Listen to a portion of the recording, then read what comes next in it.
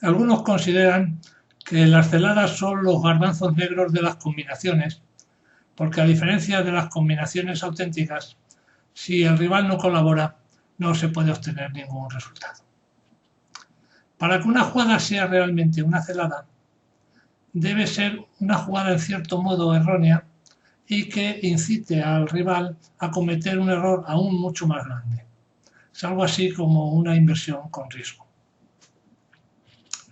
Hoy voy a comentar una celada clásica que al principio para los jugadores más experimentados puede resultar demasiado simple, pero un poco más adelante, cuando comente los resultados obtenidos al analizarla mediante el programa más potente de cálculo de ajedrez que hay en este momento en el mercado, incluso para estos jugadores de cierto nivel, estoy seguro de que lo encontrarán interesante.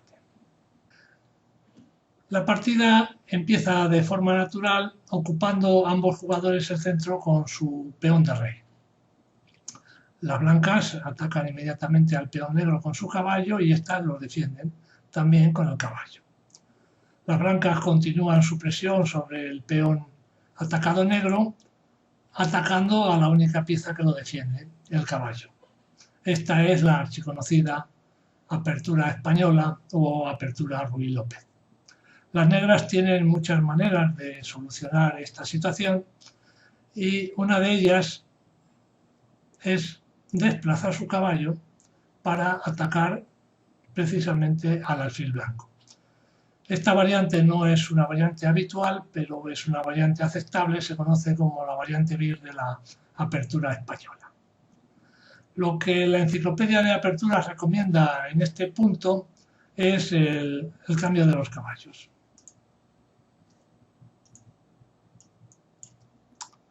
No obstante, también se puede jugar alfil a C4, que tiene la ventaja de ocupar una diagonal desde la que se ataca al peón de F7, que es un peón débil, porque solo está defendido por el rey negro.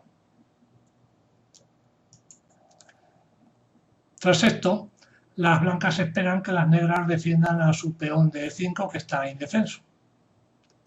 Sin embargo, estas desarrollan su alfil a C5. Las blancas no dudan en capturar al peón, que aparentemente han abandonado las negras, porque con ello doblan el ataque sobre el peón de F7 y además si las negras les dejaran capturar ese peón con el caballo, se produciría el ataque doble a la dama y a la torre, con lo que como mínimo ganarían la calidad. Si las negras no se olvidaron de su peón, ¿qué es lo que tenían preparado? Como mi amigo el profesor Guillermo Llanos diría, busquemos una jugada que ataque simultáneamente dos debilidades de las blancas.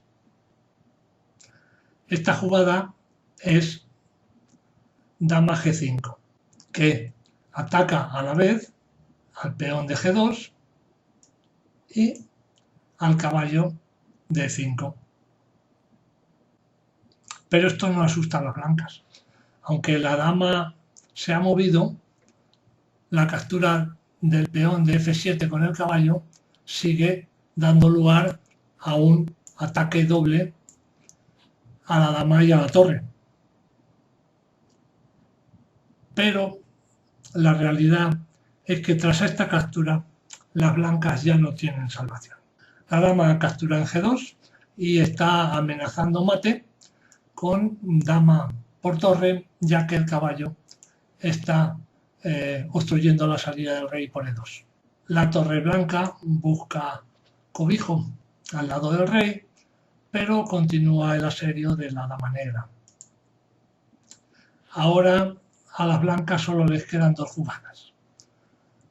O taponan mediante el alfil el jaque o lo hacen mediante la dama. Pero si lo hicieran mediante la dama, entonces perderían la dama, que sería capturada por el caballo, y la ventaja de las negras sería una ventaja decisiva. Por lo que taponan con el alfil, lo cual es aún más trágico porque las negras dan inmediatamente mate en una sola jugada con su caballo. ¿Dónde se equivocaron las blancas?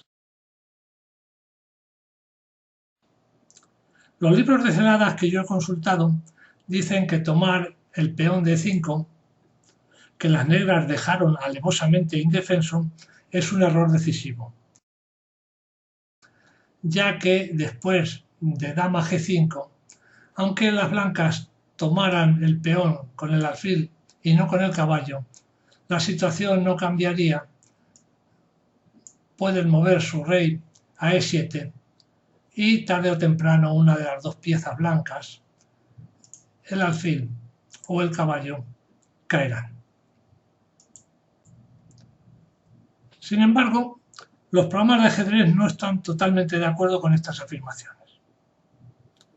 Si ponemos a calcular a Houdini, el programa más potente en el momento de grabar este vídeo, nos dirá que tras caballo F7, efectivamente las blancas están perdidas. Pero no así una jugada antes. A diferencia de lo que acabamos de decir, Houdini opina que tras la captura del alfil en F7, las negras están mejor, pero la diferencia de valoración es inferior incluso a medio peón, y esto no es realmente una garantía de éxito. Pero es que además Houdini encuentra una jugada aún mejor, que permite a las blancas prácticamente igualar la partida. ¿Cuál es esa jugada? El enroque. ¿Cómo es esto posible si el caballo blanco está a merced de la dama negra? Las variantes que muestra Houdini son bastante largas, de más de 25 movimientos. Además, variando el tiempo disponible para el cálculo o incluso utilizando otros programas como Riska, se obtienen variantes concretas distintas. Pero en todas se pone de manifiesto que las negras tienen una debilidad importante. Una debilidad que forma parte de las cosas que a todos nos enseñan cuando empezamos a jugar. No saques demasiado pronto la dama porque será un objetivo de ataque para tu rival. La dama negra ha entrado en juego muy pronto y aunque esto le permitirá capturar el caballo blanco, las blancas pueden recuperar la pieza mediante el asedio a la dama negra. Repasemos la variante principal aportada por Houdini. Si ahora se retira el caballo negro, entonces peón D4 cogería en una horquilla al alfil y a la dama. Es por eso que previamente hay que intercalar esta jugada que está amenazando mate y que por tanto las blancas deben impedir.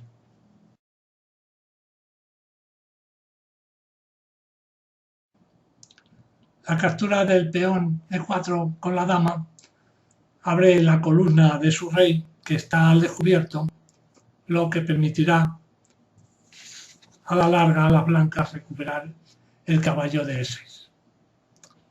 De momento las blancas tienen que defender a su alfil,